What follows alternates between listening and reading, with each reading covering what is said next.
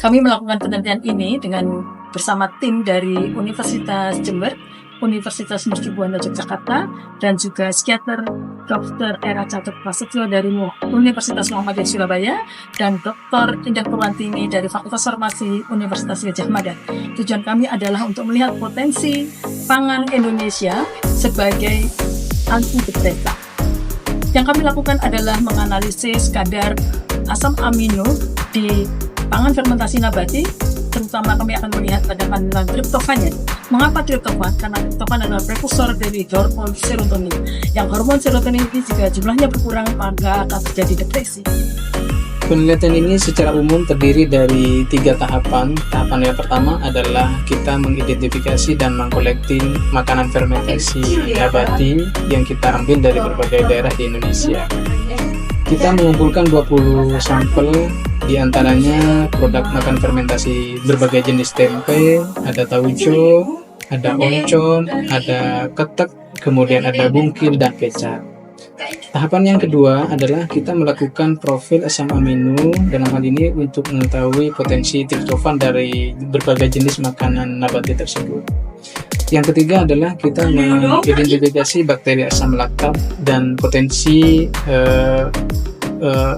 bakteri probiotik dari sampel tersebut. Untuk tempe kita memiliki 9 sampel, dan seluruh sampel ini memiliki profil asam amino yang hampir sesuai dengan panduan WHO. Kemudian untuk triptofannya, kadar triptofan dari tempe sangat tinggi sekali. Untuk skor asam aminonya lebih dari 200, kecuali untuk tempe gembus. Selanjutnya, dari produk makanan fermentasi nabati jenis kecap yang memiliki potensi sebagai sumber triptofan adalah dari sampel yang kecap cap kipas. Kemudian dari jenis makanan fermentasi oncom, baik oncom hitam maupun oncom merah, kedua-duanya memiliki potensi sebagai sumber triptofan. Selanjutnya, dari berbagai jenis tauco yang kita collecting dari berbagai daerah itu, hanya ada 2 yang memiliki potensi sebagai sumber triptofan, yaitu dari tauco cap maung yang jenis kering dan tauco cap hati angsa.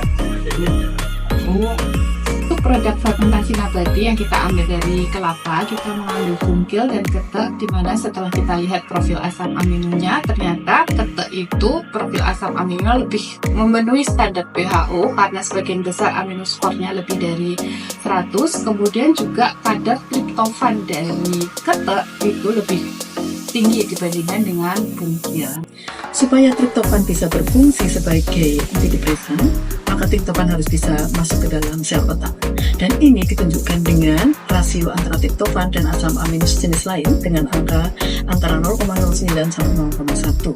Semua sampel memiliki nilai yang tinggi kecuali beberapa saja, misalnya tempe gembus dan beberapa tauco serta oncom. Kemudian dari sampel dan fermented nabati itu kita juga berusaha untuk mengisolasi atau mengambil bakteri asam laktat, dan hasilnya dari 20 sampel itu kita mendapatkan 10 isolat bakteri asam laktat dan 1 isolat yang bisa diduga berfungsi sebagai probiotik yang berhasil kita ambil dari ketek.